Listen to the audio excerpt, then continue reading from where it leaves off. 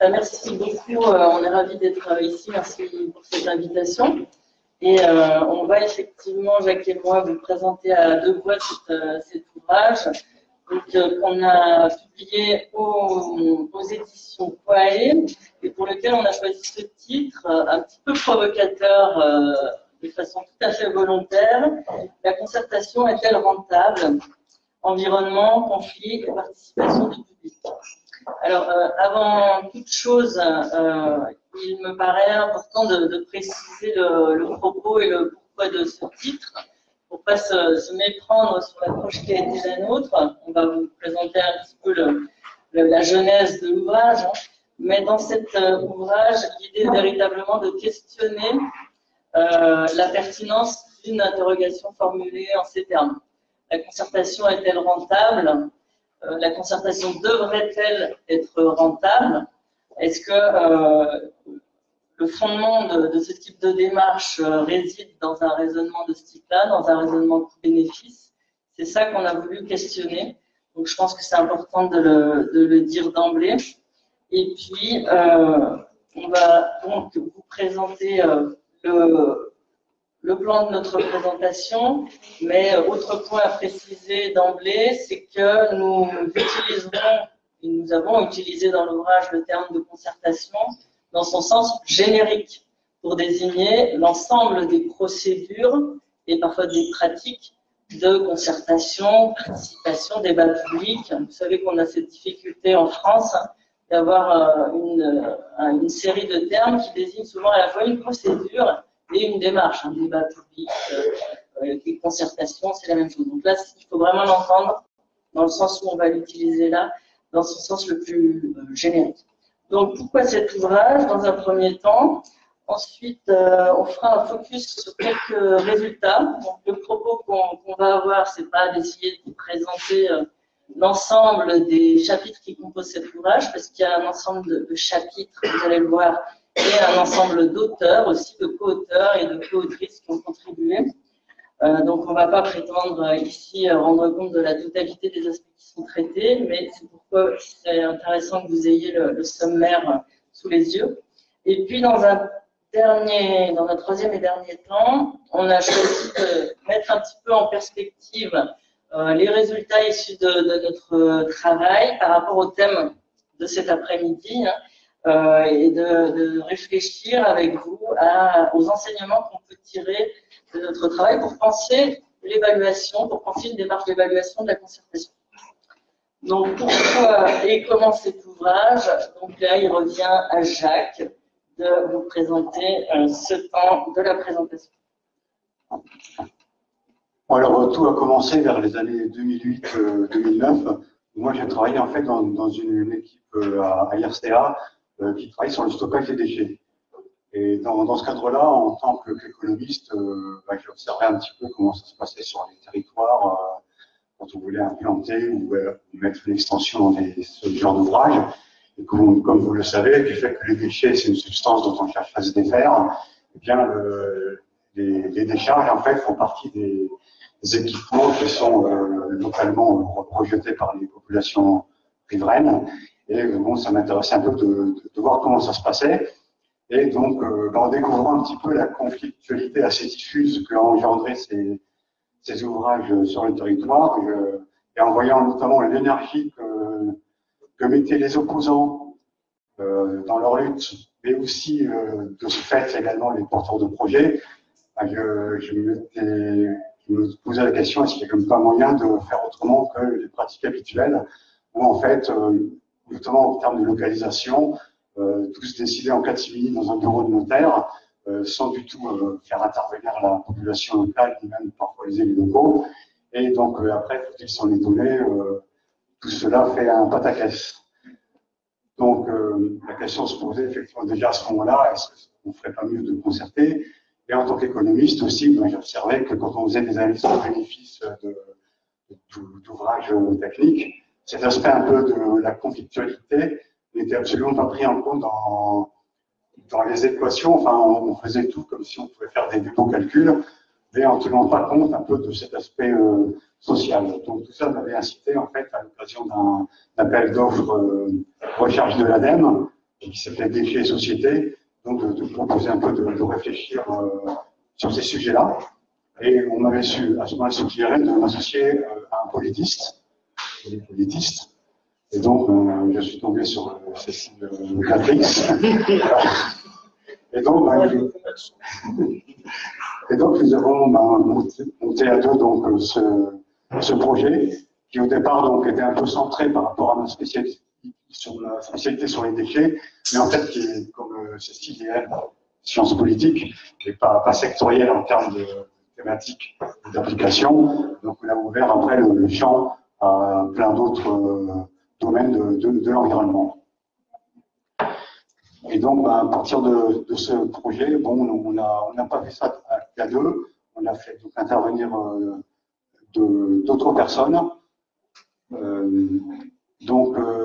Puis alors sur des aspects à la fois génériques, plutôt des questions plus procédurales ou un peu théoriques, et puis des questions plus thématiques sur des exemples notamment de terrain, et notamment dans ce projet de recherche, on a choisi quelques terrains, notamment dans le domaine des déchets que je connaissais pas mal, ou certains qui étaient pile dans des situations conflictuelles qu'on a opportunément inclus, et puis après par les autres auteurs de l'ouvrage, également d'autres aspects.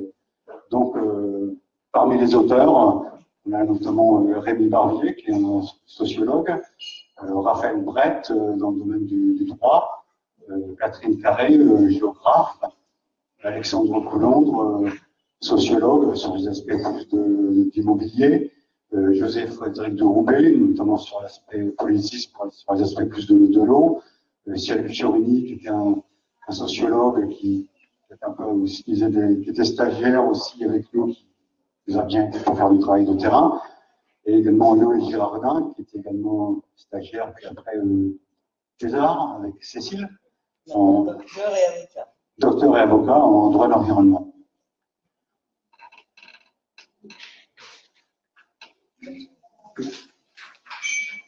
Donc, l'idée un peu qu'on a un petit peu, c'est prendre en compte, en fait, dans des projets, dans leur analyse coût-bénéfice, également ce qu'on peut appeler des coûts de gouvernance, c'est-à-dire en fait que un projet soit faisable, ou on pourrait dire aussi pour le faire accepter entre guillemets, terme qui embrasse beaucoup les sociologues, c'est de voir un peu comme les coûts en fait nécessaires un peu pour amener concrètement un projet dans un territoire.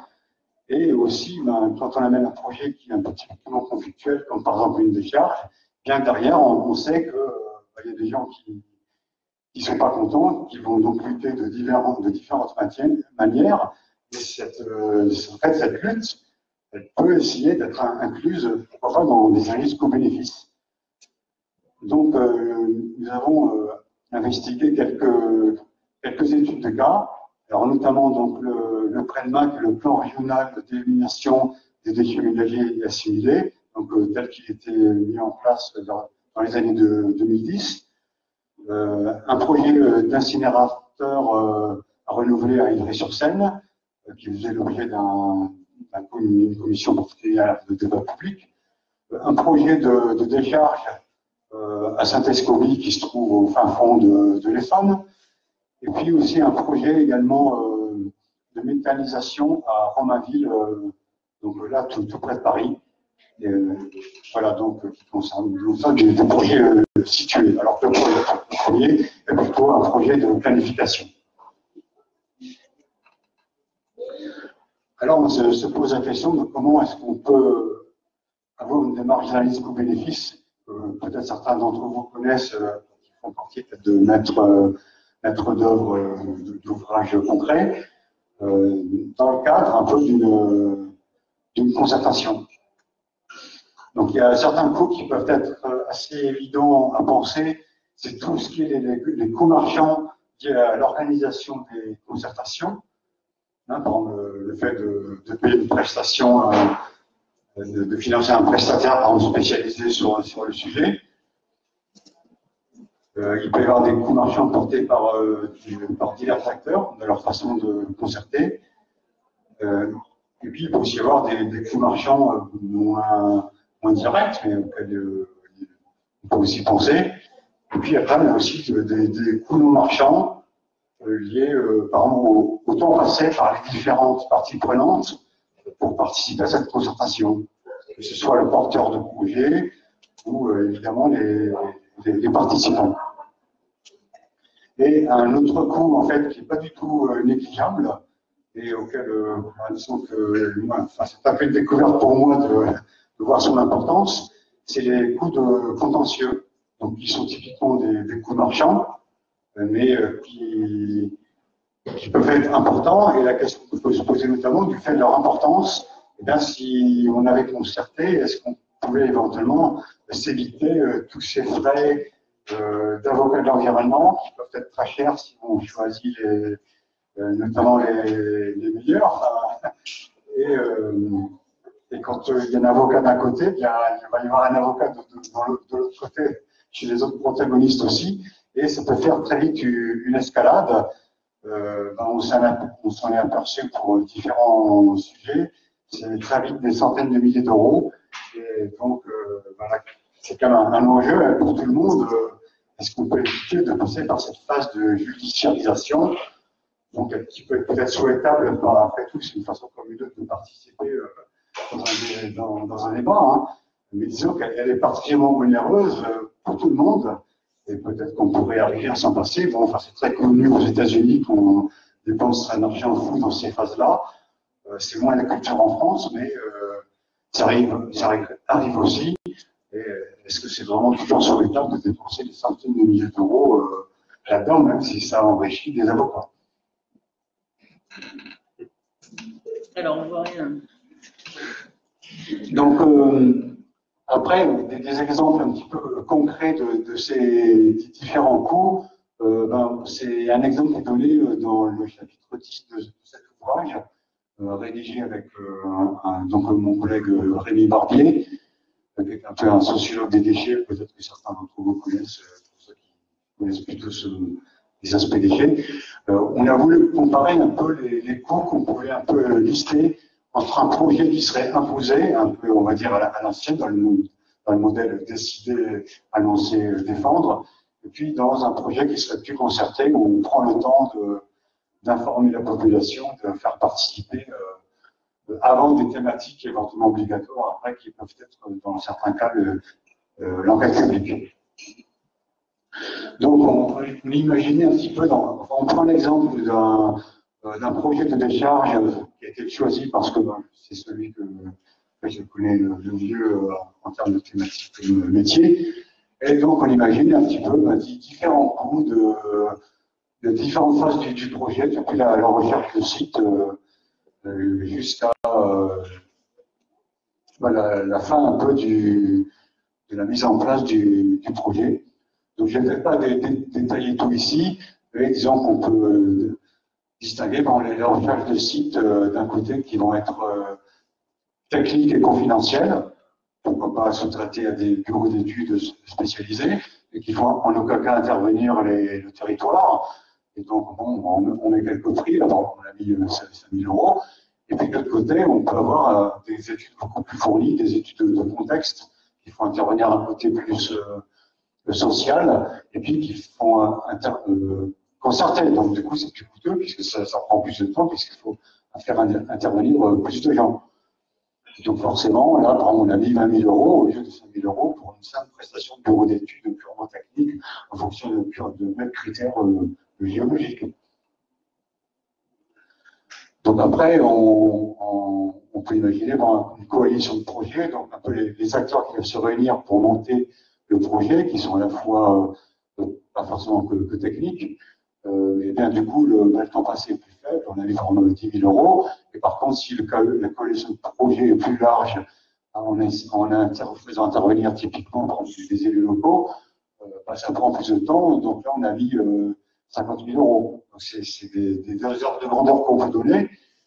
Et donc, évidemment, le coût ici de concertation est évidemment pas du tout le même que s'il y a justement le coût un peu de temps passé pour organiser une sorte de coalition un peu technique de projet. Après, il y a le coût de la mise en œuvre elle-même de la décision. Donc, bon, je ne vais peut-être pas tout passer un temps en revue, là, vous pourrez lire éventuellement dans l'ouvrage les détails, mais enfin, on comprend bien que si on veut mettre au point une décision en concertant tous les acteurs, c'est forcément plus coûteux, au moins en temps, que si on fait le strict minimum et après en mettant en place éventuellement que le strict légal et par exemple mettre en place ce qu'on appelle les documents directeurs, alors je sais plus, de ménagement d'environnement pour une ICPE, par exemple. Et puis il peut y avoir des cas liés au foncier aussi qui peuvent plus ou moins faire intervenir comment on gère le foncier aussi. Et après, bah, vous avez des enjeux, dans le cas spécifique des installations de stockage de déchets, qui sont des taxes compensatrices locales. Enfin, vous connaissez peut-être pas tous, mais enfin, parfois, dans certains ouvrages, on peut imposer, en fait, qu'il y ait une compensation locale du projet. Donc ça, cette compensation, elle n'est pas distincte entre un projet imposé et un projet concerté. Dans les deux cas, elle peut être mise en place. Et après, on peut avoir des compensations plus négociées également. Ça, c'est la compensation qui est mise dans les lois de finances, en fait. Mais après, on peut avoir d'autres types de compensations et qui, là, ne sont pas les mêmes entre un projet imposé ou un projet concerté. Parfois, ça peut pas mal aider de proposer d'autres choses. Et les opérateurs privés le savent bien. Si on aide une commune à refaire des routes ou d'autres types de projets, ça peut quand même bien aider pour que déjà le maire soit moins contre un projet. Après, il y a des coûts, on va dire, un peu plus subtils de coûts de conflictualité. Alors là, après, c'est suivant si on n'a pas concerté et que ça devient très conflictuel, on peut avoir des cas où on abandonne le projet. Il y a quelques cas comme ça qu'on pourrait citer, où en fait, il y a une telle opposition, et l'opérateur étant peut-être mal préparé ou s'y étant pas attendu, bien finalement, derrière ça, il a beau avoir investi, finalement, il a fait des coups perdus parce qu'il est obligé d'abandonner pour diverses raisons. Par exemple, il sent que ça va lui coûter trop cher en termes juridiques. Et donc, dans certains cas, il est quand même obligé d'abandonner. Donc, il a fait plein de démarches au départ, on pourrait dire pour rien, des coups perdus. Et donc, c'est là qu'on pourrait se dire, s'il avait mis un peu plus d'argent au départ sur une concertation, peut-être que le projet n'aurait pas été abandonné et ses coûts n'auraient pas été perdus, même s'il avait mis un peu plus. Parce que sinon, c'est un gâchis, puisqu'il ne se passe rien derrière. Donc, tout ça, ça peut se faire en fonction de frais d'avocat qu'on peut évaluer entre 10 000 et 100 000 euros un peu en général, en fonction des ressources de conflictualité et aussi des ressources des opposants. Mais ça peut aller beaucoup plus que ça. Bon, on a des exemples aux États-Unis sur des projets liés à l'eau où ça monte en millions d'euros, et on a même des exemples en France où même une simple décharge qui s'est montée de l'ordre des millions d'euros. On a quelques exemples aussi. Alors que c'est comme pas les projets les plus gros, comme on entend parler sur des aéroports, ou des centrales nucléaires, ou des autoroutes. Donc tout ça, ça peut, je pense, faire partie d'une laisse couper les suisses finalement assez facilement, puisque finalement tout ça, c'est un peu comme des coûts marchands qu'on peut mettre facilement en euros.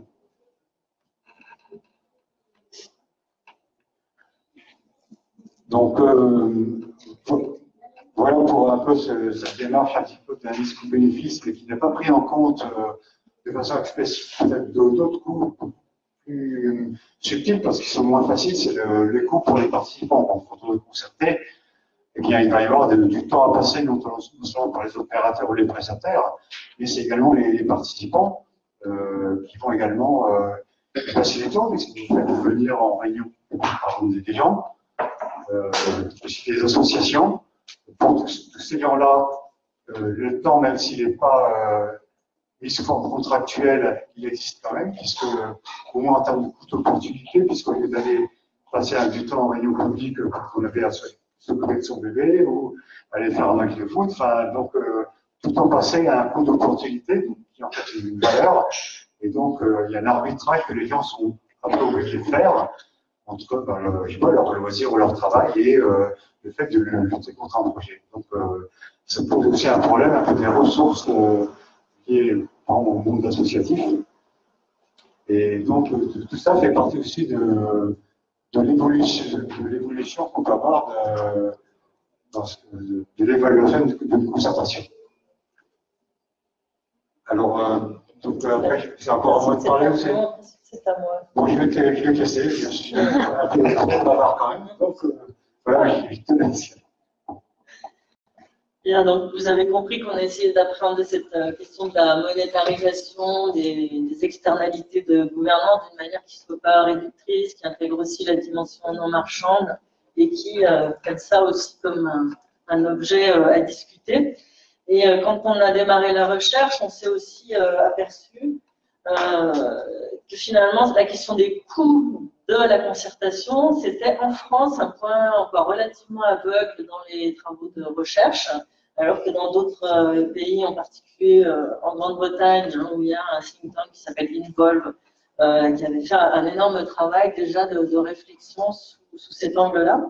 Donc, on s'est inspiré un peu de leur analyse et on s'est aperçu aussi, au moment où on a démarré la recherche, qu'on entendait de plus en plus dans la bouche de certains acteurs cette question de surgir en termes de coûts-bénéfices liés à la concertation ou formulée parfois en d'autres termes, avantages-inconvénients, mais que cette dimension-là commençait à être de plus en plus évoquée plutôt par les acteurs, les opérationnels, et il n'était pas du tout finalement adressé dans la littérature. Donc c'est ce qu'on a essayé de faire et il y a tout un travail dont on ne peut pas rendre compte ici, hein, mais de collecte de données sur les coûts dans les 4 cas qu'on vous a présentés, mais également sur d'autres cas. On a fait une analyse secondaire de la littérature, où on a passé en revue toute une série de références biblio pour aller chercher les informations qu'il y avait sur des coûts. Et on s'est aussi livré à une analyse comparée des coûts des différentes formes de concertation, débat public, enquête publique, conférences de citoyens, tout ça a été objet d'analyse. Là, je vais donc me centrer sur d'autres résultats sur lesquels on voulait attirer un petit peu l'attention cet après-midi et qui vont dans le sens de ce que j'évoquais, ce sentiment qu'une évolution était peut-être en train de se passer sous nos yeux et qui est ressortie sous de multiples formes dans nos résultats. Alors, il y a toute une partie de notre analyse qui a consisté à nous intéresser de manière forcément assez schématique, hein, à la manière dont les associations de protection de l'environnement d'une part et les opérateurs, les maîtres d'ouvrage, se représentaient cette question, se représentaient les coûts de la concertation et comment ils appréciaient les évolutions en la matière. Et donc pour ça, on a procédé par entretien, on a organisé des focus group également. Et pour les associations, il y a eu le recours à un questionnaire. Donc les résultats sont issus de ces méthodes-là. On pourra revenir sur les méthodes si ça vous intéresse. Et alors, un des résultats qui nous a semblé extrêmement intéressant, c'est les évolutions qui ressortaient du côté des associations de protection de l'environnement. Dans un contexte, hein, je pense que vous le savez, où il y a une évolution des conditions d'exercice de l'activité associative, hein, une passage d'une logique de subvention à une logique aussi d'appel à projet, de financement sur projet, et ressortait très nettement dans notre investigation, hein, cette position assez comment dire, assez à la fois très lucide, mais entraînant rarement une stratégie de boycott, hein, mais le sentiment que la concertation, il faut y aller. En tant qu'association, on ne peut pas ne pas y aller et prendre la parole quand on nous la donne, mais avec beaucoup de distance par rapport à ce qui pouvait sortir de ces moments-là, et les expressions qui sont sorties sont celles-ci, à l'impression d'un temps manipulé, d'un combat à armes inégales, que quelque part c'est un investissement, oui, mais qui est très coûteux et sans qu'on soit la plupart du temps assuré de bénéfices. Cette idée que la concertation ne peut véritablement avoir un impact, un effet sur la décision que quand elle s'inscrit dans un contexte où il y a une mobilisation derrière, et le sentiment de leur part que finalement la concertation concertation est surtout rentable pour les aménageurs. Et puis, ce qui est apparu également, c'est ce sentiment d'une évolution et d'une diminution des capacités d'action des associations et l'idée que de plus en plus, il y a un phénomène d'occupation des organisations associatives dans la participation à des instances ou à des moments de consultation, éventuellement au détriment d'autres formes d'action, mais qui constituent vraiment une contrainte sur l'activité associative.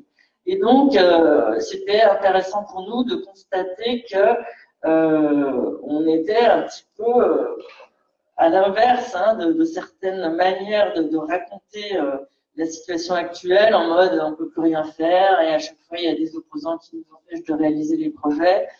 Cette idée que il y a finalement un bon nombre de projets se font, que les associations se vivent comme extrêmement impuissantes, surmobilisées, ne pouvant pas être présentes partout.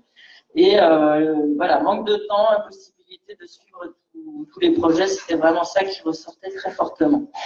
Ce qui est apparu aussi, c'est le sentiment que le recours au vocabulaire du coût, des bénéfices, avec tout ce qui va avec, donc c'est surtout des termes comme frein, lourdeur et allongement des délais. Le coût renvoie souvent à l'idée que c'est coûteux parce que ça allonge les délais qui seraient imputables à la concertation. Et cette idée que le délai est forcément synonyme d'inefficacité des processus décisionnels. C'est une manière de dire que l'urgence, a priori, la rapidité, a priori, est synonyme d'efficacité des processus décisionnels, ce qu'on peut aussi tout à fait mettre en discussion. Et on voyait très clairement que ce registre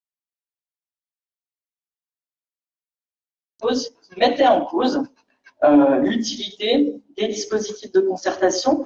Et ça, c'était assez nouveau. C'est assez nouveau. J'aurais du mal à le dater précisément, mais quand on s'intéresse à l'analyse des argumentaires autour des dispositifs de concertation, on sait que jusqu'ici, ce n'était pas tellement sur ce registre-là qu'ils étaient critiqués. Donc ça, c'était une évolution assez intéressante à noter. Et puis ce sentiment que finalement, toutes les phases obligatoires de concertation sont en général considérées, en tout cas par un grand nombre d'opérateurs, comme une perte de temps ou quelque chose qu'on fait sans véritablement voir ce que ça apporte. Donc, cet ensemble de constats nous a amené à penser qu'on était en train d'assister à une évolution de la conception de la concertation. Et c'est ce qu'on a pu constater de manière très directe dans la partie de l'ouvrage qui est consacrée à l'analyse des coûts liés aux enquêtes publiques. Donc ce chapitre, je l'ai rédigé avec Noé Gérardin, dont on parlait tout à l'heure, où on s'est intéressé à la question à ce discours qui commençait vraiment à être de plus en plus prégnant pour critiquer l'enquête publique, alors qu'on avait déjà tout un arsenal de critiques pour cette procédure qui ne satisfait ni les associations, ni les élus, ni les aménageurs. Et là, désormais, c'est les critiques en termes de coûts qui ressortaient.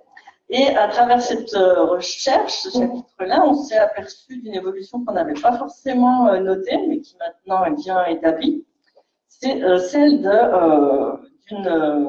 alors, je ne sais pas si on peut encore parler de marginalisation, mais en tout cas d'une diminution extrêmement importante ces dernières années du nombre d'enquêtes publiques, qui est liée à l'idée et à des réformes successives en termes de simplification du droit de l'environnement et de simplification du droit de la participation du public en matière d'environnement en particulier, qui a abouti, alors il y a tout un processus dont je pourrais parler très très longuement, mais là je vais aller à l'essentiel, mais on pourra y revenir dans la discussion.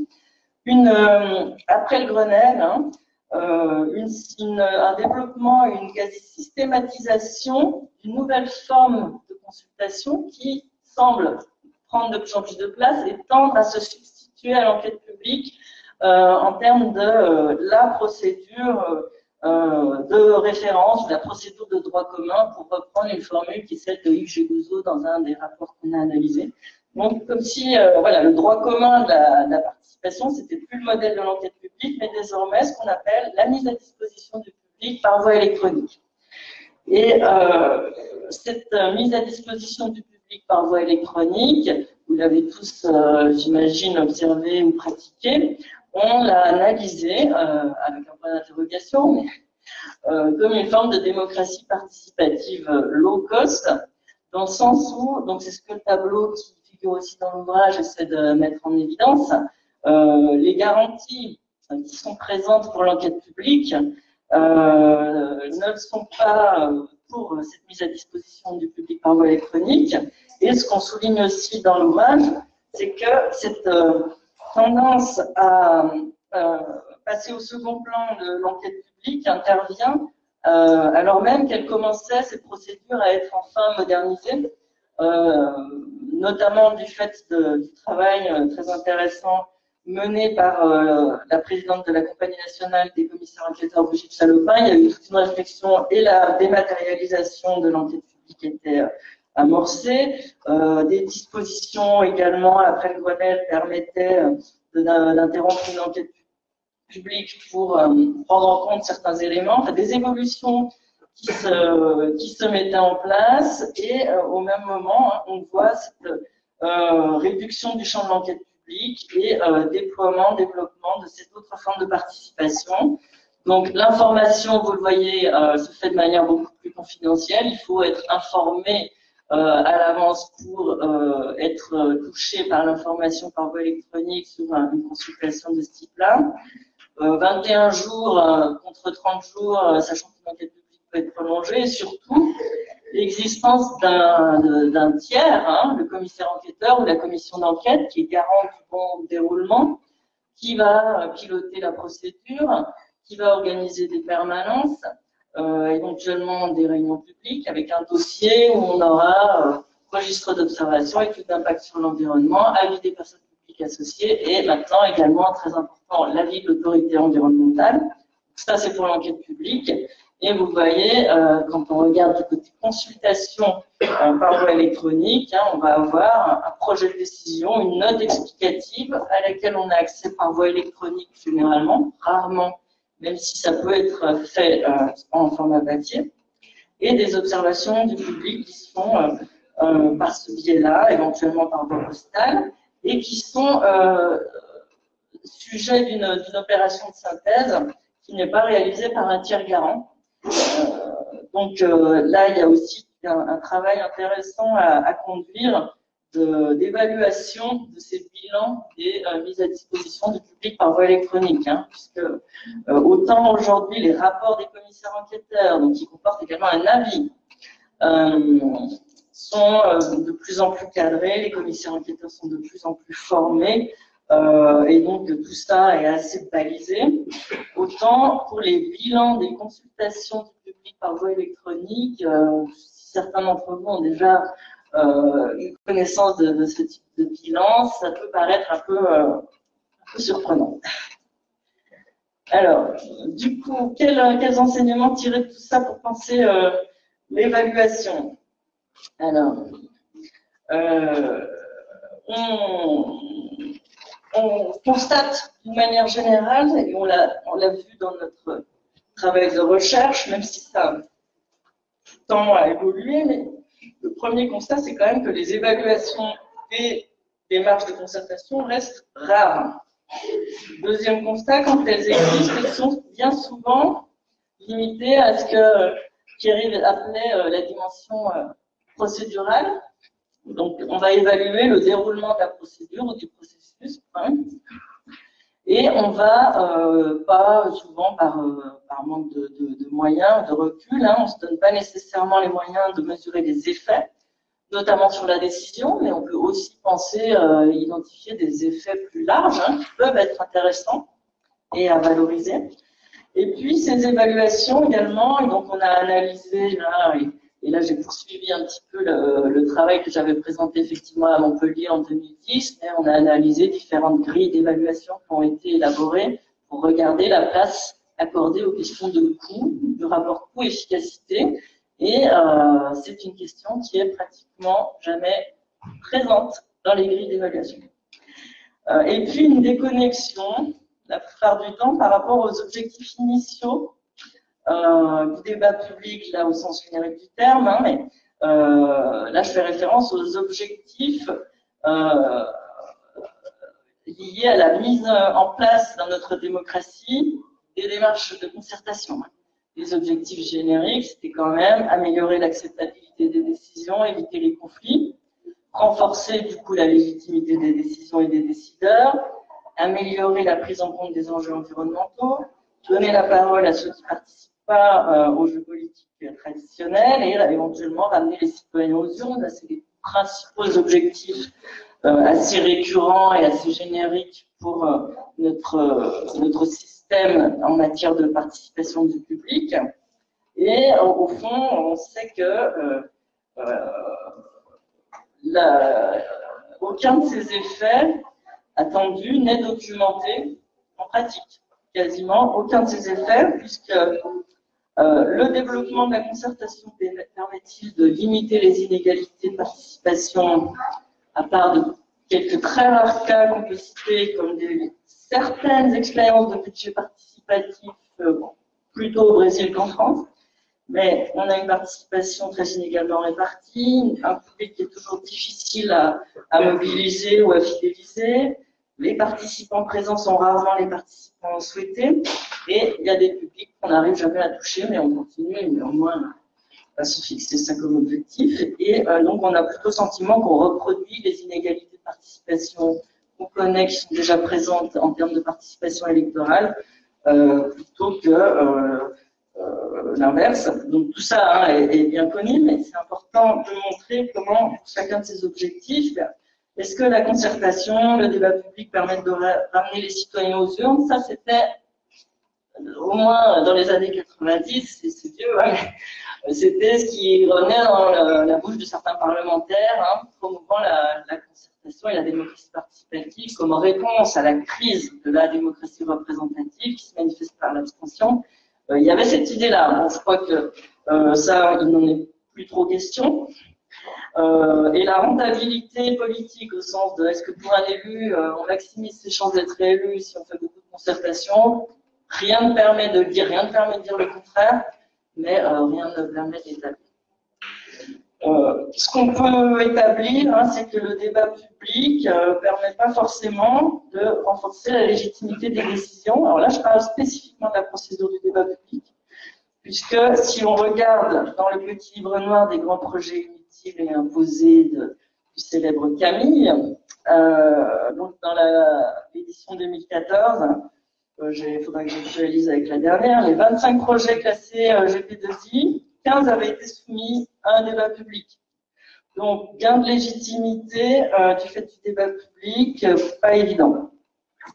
Et puis, on voit bien qu'on est aujourd'hui dans un contexte, depuis quelques années, 2012 je dirais, de contestation extrêmement forte, qui nous pose à tous la question, Arthur, entre le moment où on a commencé à travailler sur le débat public et aujourd'hui, on pouvait se dire, bon, on a quand même tout un arsenal de dispositifs et de procédures qui devraient permettre d'éviter certaines situations, comme la mort d'un militant écologiste dans le cadre d'une manifestation, qui nous a tous rappelé le cas de Malville et Vital Michalon.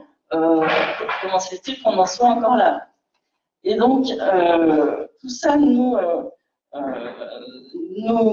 pose véritablement question et nous amène à penser qu'on est vraiment dans un contexte aujourd'hui charnière où on a un arsenal de procédures, des démarches, mais qui ne sont pas réellement investies, qui ne sont pas réellement prises au sérieux. On a une concertation qui est bien souvent vécue comme une contrainte, ça ressort très clairement de notre ouvrage, et où on concerte, on débat sans savoir pourquoi. Donc, du côté des élus, ça va être dans une logique un petit peu d'évitement du blâme, et pour d'autres acteurs, c'est une case qu'on va cocher. Et qu'est-ce qu'il faut tirer comme conclusion d'un constat de ce type-là? On a deux interprétations concurrentes. Une première interprétation, première analyse va consister à dire qu'aujourd'hui, en 2019, on a une concertation qui ne produit pas les effets attendus parce qu'elle n'est pas prise au sérieux, elle ne va pas assez loin et il faut, sur la base d'une évaluation, réformer ces processus et donner un sens et une place plus importante à la concertation et à ses acteurs.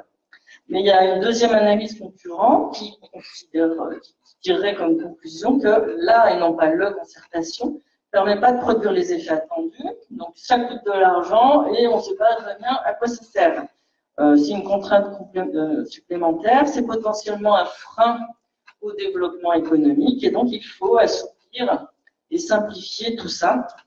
Et donc on va analyser, donc évaluer d'une certaine manière notre ensemble de dispositifs et de procédures sous cet angle-là. Et c'est clairement cette deuxième tendance qui prévaut aujourd'hui. On a un exemple assez significatif qui est sorti aujourd'hui. Vous avez peut-être vu dans le cadre du projet de loi de finances, on a une liste de 75 commissions consultatives qui ont vocation à être supprimées. C'est la formule que vous trouverez dans le tableau qui récapitule toutes ces commissions, dont 10 rattachées, c'est le ministère de l'Environnement où on a le plus de commissions qui ont vocation à être supprimées. Et le tableau illustre bien cette logique qu'on décrit, puisque ce sont des données relatives à leur coût de fonctionnement, à ce qu'elles coûtent, qui sont les seuls éléments fournis à l'analyse dans la présentation de ce projet.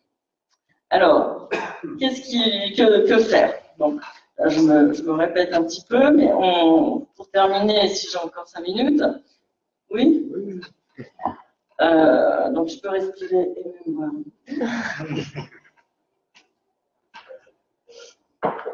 Donc, on s'aperçoit que le respect des procédures, s'il est vécu comme ça, comme je respecte la procédure, je coche la case, ça ne suffit pas à assurer l'acceptabilité des projets. De ce point de vue-là, effectivement, on sait que ça ne marche pas si la manière dont on pense, dont on considère les procédures, c'est dans cette logique-là.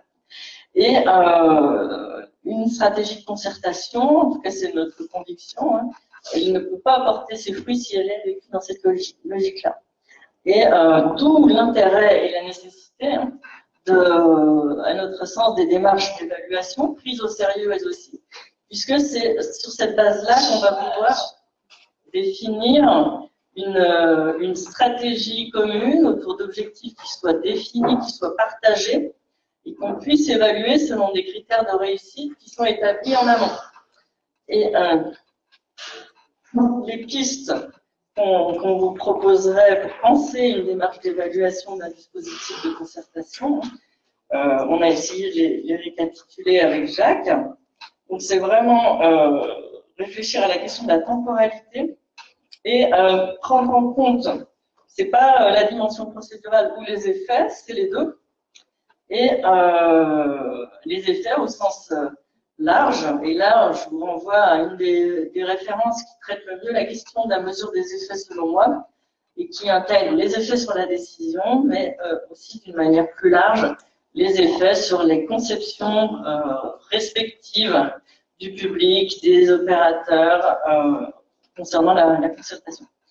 C'est un papier de 1999, donc déjà si on veut prendre au sérieux l'évaluation, il faut la penser en amont. C'est pas on fait notre dispositif et après on l'évalue.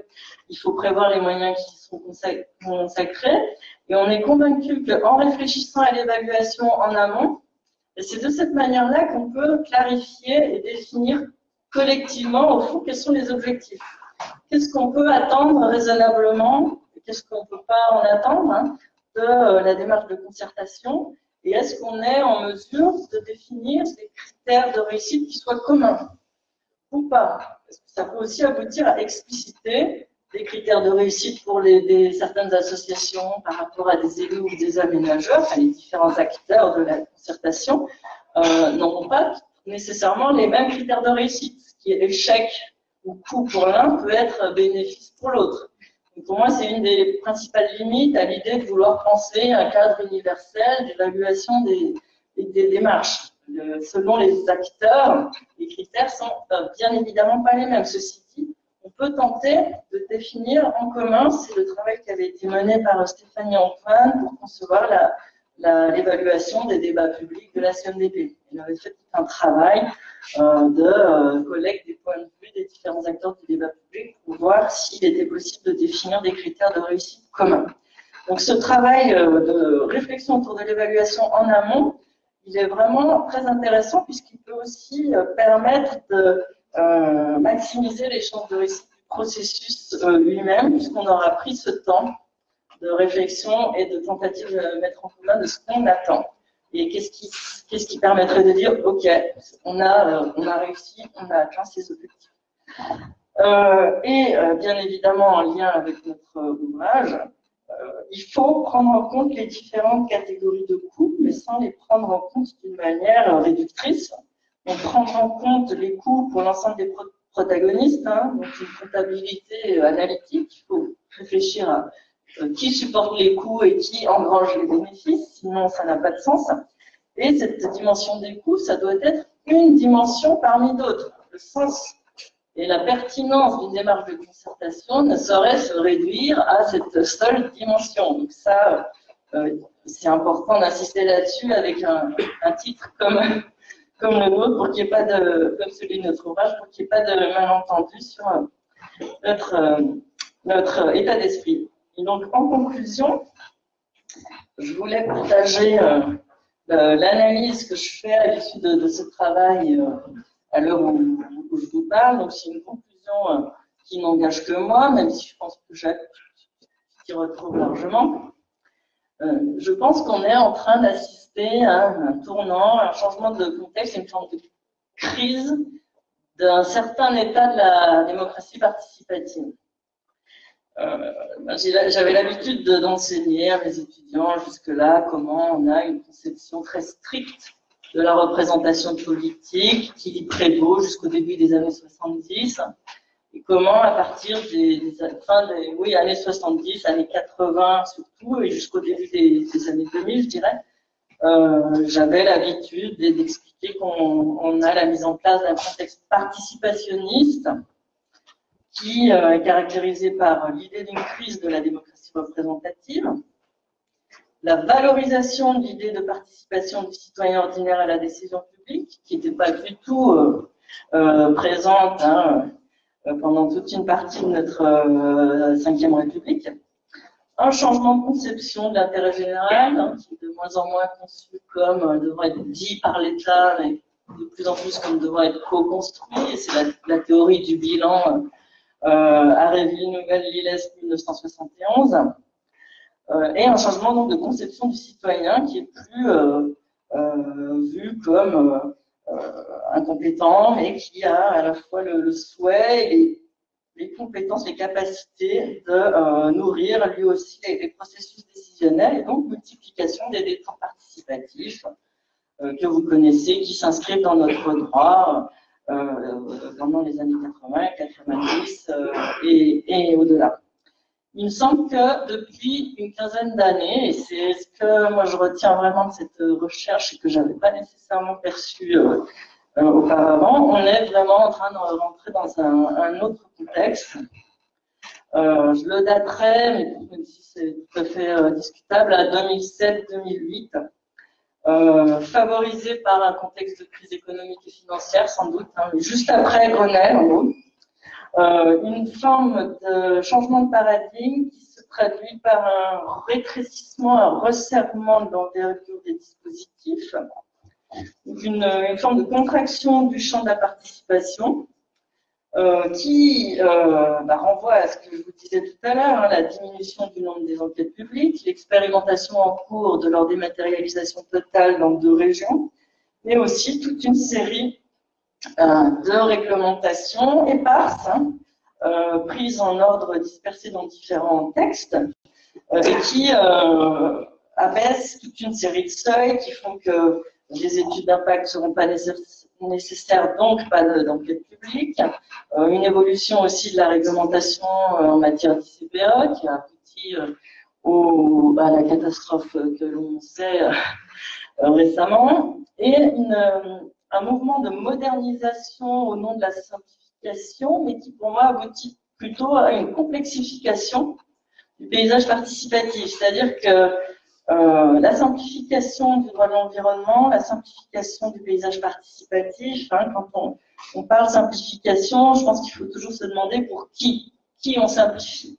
À l'évidence, ce n'est pas pour le citoyen ordinaire, puisqu'on a une diversification ce que j'appellerais des régimes procéduraux aujourd'hui, qui fait qu'à part les gens qui sont présents aujourd'hui, et donc tous ceux qui sont à un titre ou à un autre un peu des professionnels du champ, vraiment, personne ne peut se retrouver dans ce fatras. Hein.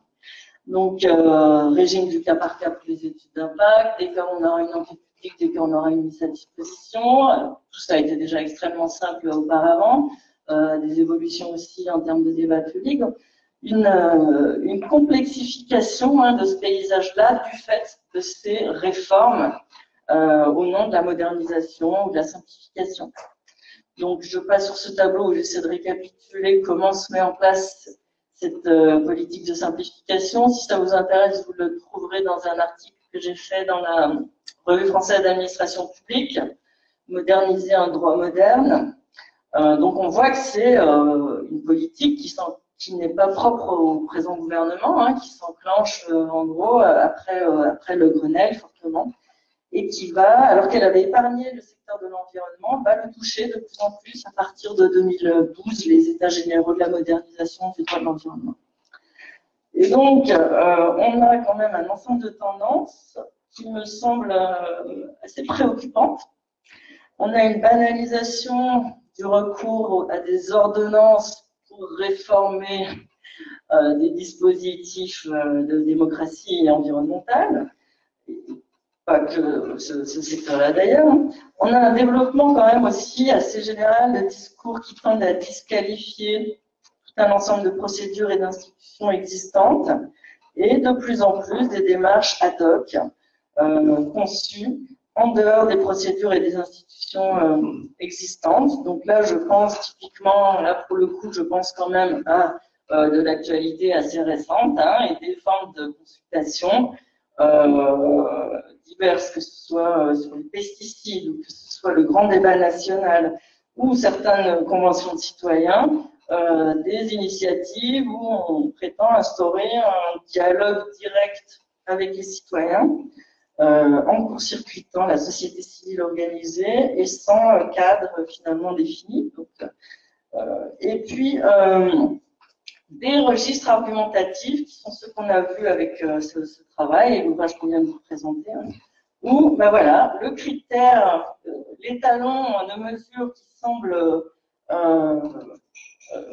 dominer tout ça, donc ça c'est des points que je développe aussi un peu dans la conclusion du bouquin, hein, c'est l'idée de la compétitivité, la facilitation de la réalisation des projets, et l'attractivité des systèmes juridiques nationaux qu'on a en tête quand on pense les réformes à apporter à notre paysage participatif.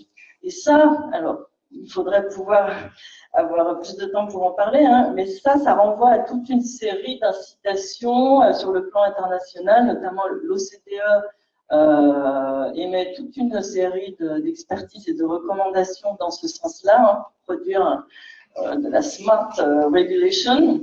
Et donc, l'objectif, ça doit être l'attractivité juridique, l'attractivité des systèmes juridiques nationaux. Donc, tout ce qui va s'opposer à ça est un problème et met en cause la croissance économique. Donc, ça devient le prisme d'appréciation de nos dispositifs de démocratie participative. Et on va penser ces simplifications sans réelle évaluation de ce qui fonctionne ou de ce qui ne fonctionne pas dans telle ou telle instance ou tel dispositif, avec des citoyens qui sont les grands oubliés de toutes ces réformes. Eh bien, je vous remercie pour votre attention.